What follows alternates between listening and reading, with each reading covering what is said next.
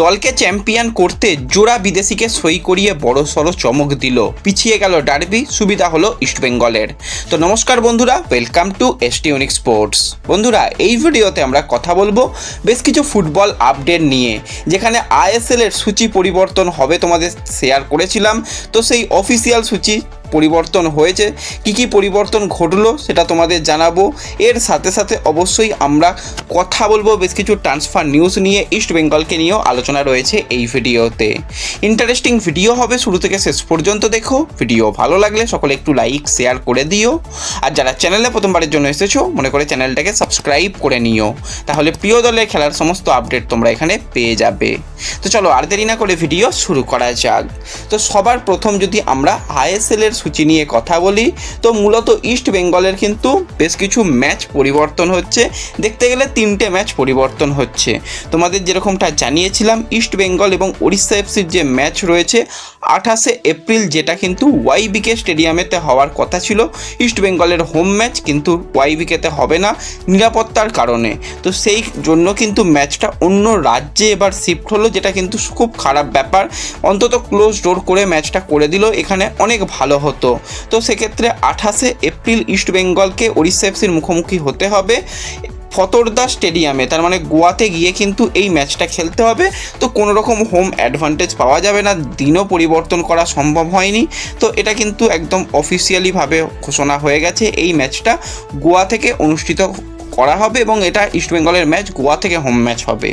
এবং আরও একটা ম্যাচের দিনক্ষণ পরিবর্তন হয়েছে, সেটা হচ্ছে মুম্বাই সিটি এফসির সঙ্গে ইস্টবেঙ্গলের কিন্তু একটা অ্যাওয়ে ম্যাচ ছিল, যেই ম্যাচটা কিন্তু 8ই মে ছিল। সেই ম্যাচটা এগিয়ে আসছে, সেই ম্যাচটা এগিয়ে এসে 5ই মে খেলা হবে। তো এই ম্যাচটা তো ইস্টবেঙ্গলের অ্যাওয়ে ম্যাচ ছিল, তাতে কোনো ব্যাপার নয়, সেখানে দিন কিছুটা এগিয়ে এসেছে।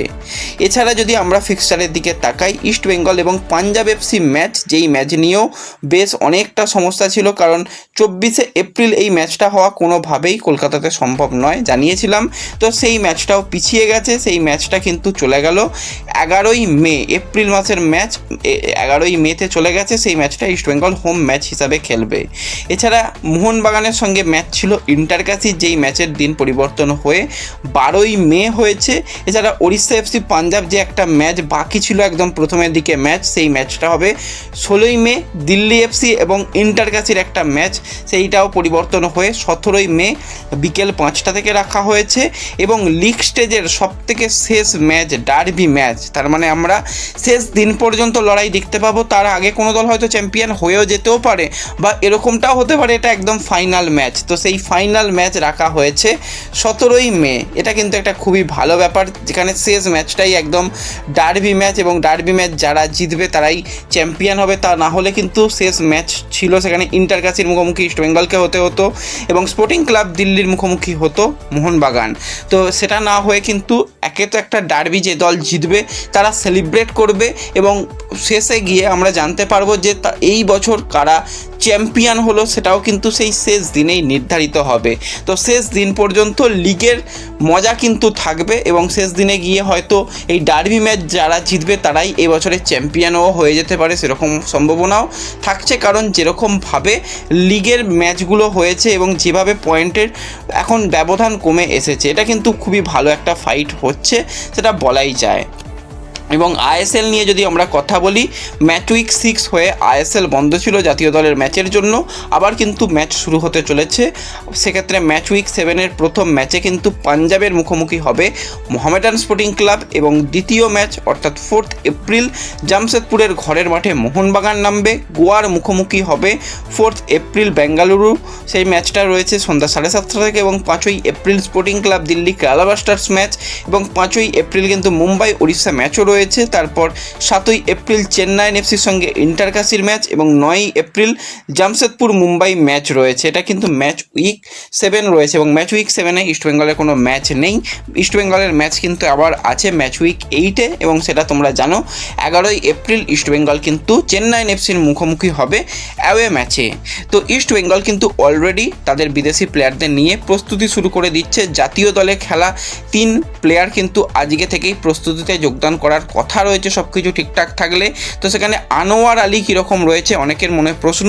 দেখো, আজকে অনুশীলনে যোগদান করলেই বোঝা যাবে সে কতটা ফিট রয়েছে বা তার ইনজুরি কতটা সিরিয়াস রয়েছে। যেরকমটা শোনা যাচ্ছে তার কুঁচকিতে হালকা কিন্তু টান লাগার কারণে এবং অনেকটা ওয়ার্কলোড তার ওপর নিতে হয়েছিল, সেই কারণে কিন্তু তার চোট আসে।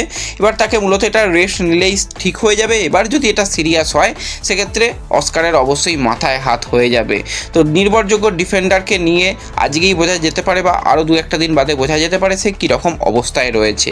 কিন্তু স্বস্তির খবর এটাও রয়েছে ইস্টবেঙ্গলকে নিয়ে, কেভিন সিভিলে কিন্তু 100% ফিট হয়ে গেছে।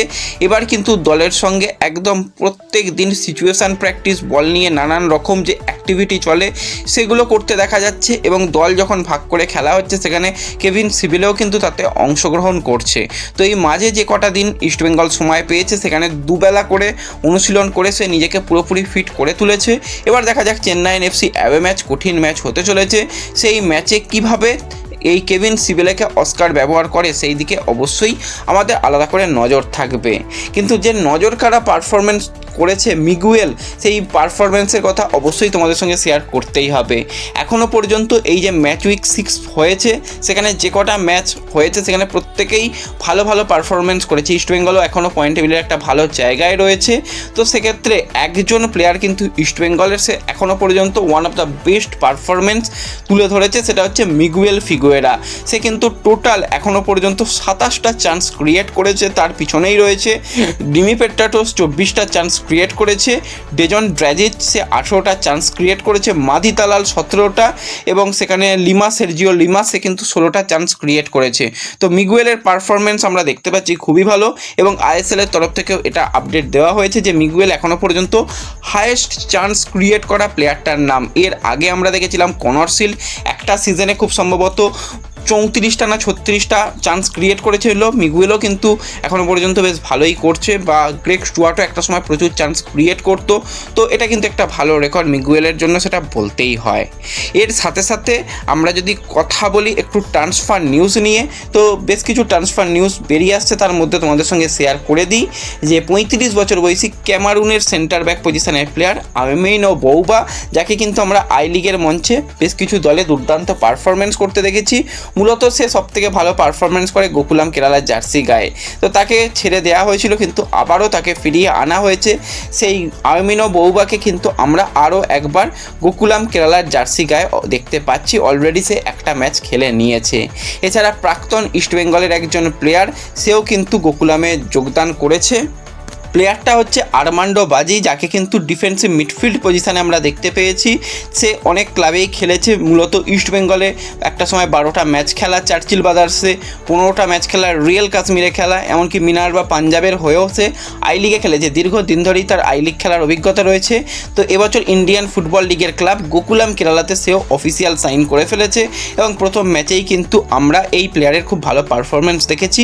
তো দেখা যাক এই বছর গোকুলাম আবারও চ্যাম্পিয়ন হওয়ার জন্য ফাইট করছে। হ্যাঁ, তারা এখন কিছুটা পয়েন্ট টেবিলে পিছিয়ে রয়েছে।